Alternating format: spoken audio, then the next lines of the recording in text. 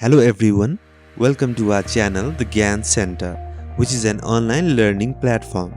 I am Lijan Sakya and like every Sunday, I am here with a brand new accounting video.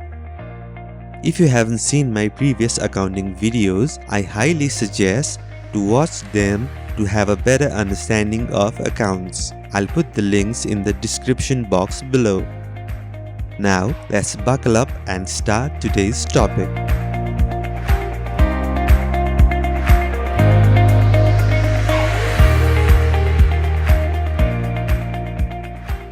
Before going ahead, I would like to request you to like, share and comment on our videos at the end, and also subscribe our channel and hit the bell icon to stay updated with the course. Your 2 seconds of time can benefit many people. Now back to the video.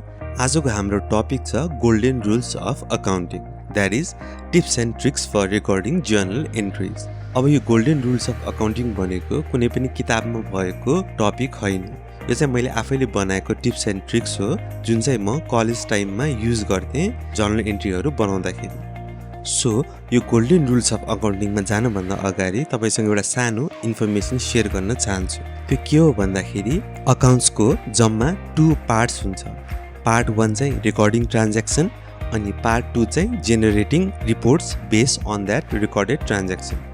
So journal entry भनेको चाहिँ transaction record गर्नुभयो, त्यसै गरी ledger, trial balance, profit and loss account, balance sheet, यिनीहरू सबै चाहिँ report भयो, जुन चाहिँ जर्नल एन्ट्रीलाई बेस मानेर बनाइन्छ। सो बेसिकली मैले भन्न खोजेको चाहिँ अकाउन्टिङको मोस्ट इम्पोर्टेन्ट पार्ट भनेकै जर्नल एन्ट्री हो। तपाईले जर्नल एन्ट्री राइट गर्नुभयो भने अरू मिल्ने चान्स पनि एकदम हाई हुन्छ। त्यसै गरी जब गर्दा नि तपाईलाई खाली जर्नल एन्ट्री गरे पुग्छ। रिपोर्ट्सहरू निकाल्नको लागि डिफ्रेन्ट सफ्टवेयरहरू हुन्छ, त्यसबाट इजिली तपाईले रिपोर्ट्सहरू जेनेरेट गर्न सक्नुहुन्छ। सो यो जर्नल एन्ट्री गर्न म तपाईलाई फ्यु रुल्सहरू भन्छु। तपाईले युजुअली सुन्नु भएको होला थ्रु टिचर्स और friends that what comes in debit and what goes out credit. So सबभन्दा फर्स्टमा यो कन्सेप्ट टोटली तपाईको माइन्डबाट डिलिट गरिदिनुस्, किनभने यो 100% ट्रु छैन। सर्टन केसमा यो मिल्छ तर एभ्री केसमा यो मिल्दैन। सो यो चिजलाई टोटली डिलिट गरिदिनुस्। अब म स्टार्ट गर्छु हाम्रो गोल्डन रुल्स अफ अकाउन्टिङ। यसमा जम्मा 3टा रुल मात्र छ। सो त्यसलाई एकदम तपाईँ कन्ठै पार्नुस् र त्यो 3टा रुल युज गरेपछि तपाईँ जुनसुकै जर्नल एन्ट्री पनि गर्न सक्नुहुन्छ। So rule number 1 is about asset. त्यसले के भन्छ भन्दाखेरि if asset increases put it on debit and if asset decreases put it on credit. So asset मा के गर्छ भन्दाखेरि डेबिट भनेको प्लस भयो, क्रेडिट भनेको चाहिँ माइनस भयो। त्यसै गरी rule number 2 is about liability. यसले के भन्छ भन्दाखेरि if liability increases put it in credit and if it decreases put it in debit. यानी ठ्याक्क एसेटको उल्टा हुन्छ लायबिलिटीमा, यानी डेबिट भनेको माइनस भयो, क्रेडिट भनेको प्लस भयो फर लायबिलिटी। त्यसै गरी रुल नम्बर 3 ले के भन्छ भन्दाखेरि all expenses are debited and all income including sales or revenue are credited. यानी खर्चहरू सबै डेबिट गर्नुपर्छ र आम्दानीहरू चाहिँ क्रेडिट गर्नुपर्छ। Now let's assume few situation and try to solve it. Situation number 1. When owner puts cash in the company, cash is an asset, so company को cash बढ्यो। Rule number 1 अनुसार asset बढ्यो भने it's debit, so cash account is debited. त्यसै गरी ओनरले जब cash invest गर्छ त्यसलाई capital भनिन्छ। अब सुरुमा क्यापिटल 0 थियो, पछि इन्भेस्ट गरेपछि क्यापिटल पनि बढ्यो, यानी लायबिलिटी पनि बढ्यो।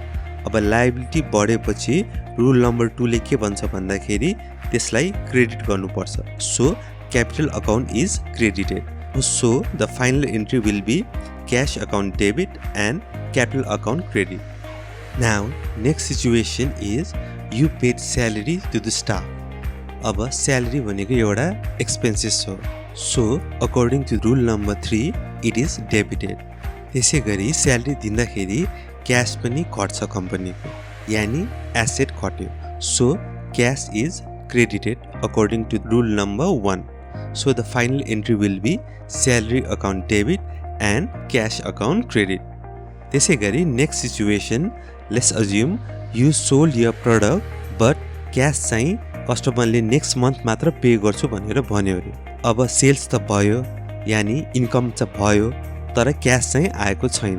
सो सेल्स इन्कम भएको कारणले according to the rule number 3 it should be credited.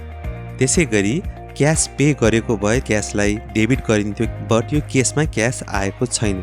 यस्तो बेला कोहीसँग पनि पैसा लिन बाँकी छ भने हामी त्यसलाई अकाउन्टिङ टर्म्समा अकाउन्ट्स रिसिभेबल भन्छौँ। सो यो केसमा अकाउन्ट्स रिसिभेबल बढ्यो। यो अकाउन्ट्स रिसिभेबल भनेको चाहिँ एउटा एसेट हो। सो एसेट बढ्यो, एसेट बढेपछि रुल नम्बर 1 अनुसार त्यसलाई डेबिट गर्नुपर्छ। So the final entry will be account receivable debit and sales account credit. So तपाईँ यो 3टा रुल्सलाई बेस मानेर जर्नल एन्ट्री गर्नुहोस्। जस्तो सुकै ट्रान्ज्याक्सन भयो भने यो 3टा रुल्स युज गरेर इजिली जर्नल एन्ट्री गर्न सकिन्छ। बट तपाईलाई कुनै पनि ledger heads or accounts asset हो कि लायबिलिटी हो, एक्सपेन्सेस हो कि इन्कम हो, यस्तो कुरा चाहिँ थाहा हुनुपर्छ। एक्जाम्पल, तपाईलाई यदि अकाउन्ट्स रिसिभेबल भनेको एसेट हो भनेर थाहा नभएको भए तपाईलाई कुन चाहिँ रुल युज गर्ने भनेर पनि थाहा हुँदैन थियो। सो यो 3टा रुल सँगसँगै हरेक लेजर हेड और अकाउन्ट्स कुन क्याटेगोरीमा पर्छ त्यो बुझ्न पनि जरुरी छ। यदि तपाईलाई यसको डिटेल एक्सप्लेनेसन चाहिन्छ भने यो कोर्सको फर्स्ट च्याप्टर हेर्न सक्नुहुन्छ। त्यसमा मैले most of the ledger heads or accounts केमा पर्छ भनेर मजाले एक्सप्लेन गरेको छु। सो तपाईले हरेक लेजर हेड्स कुन क्याटेगोरीमा पर्छ भनेर थाहा भयो भने यो 3टा रुल्स युज गरेर एनी ट्रान्ज्याक्सनहरु रेकर्ड गर्न सक्नुहुन्छ। Before ending the video, a big shout out to our sponsor IME Pay. I would like to thank them for supporting us in our noble mission to provide easily accessible quality education to all. If you have any question or any transaction जुन चाहिँ तपाईले बुझ्नु भएन त्यो comment बक्समा post गरिदिनु होला। I'll answer it as soon as possible. So that's all for today. Thank you for your time and patience.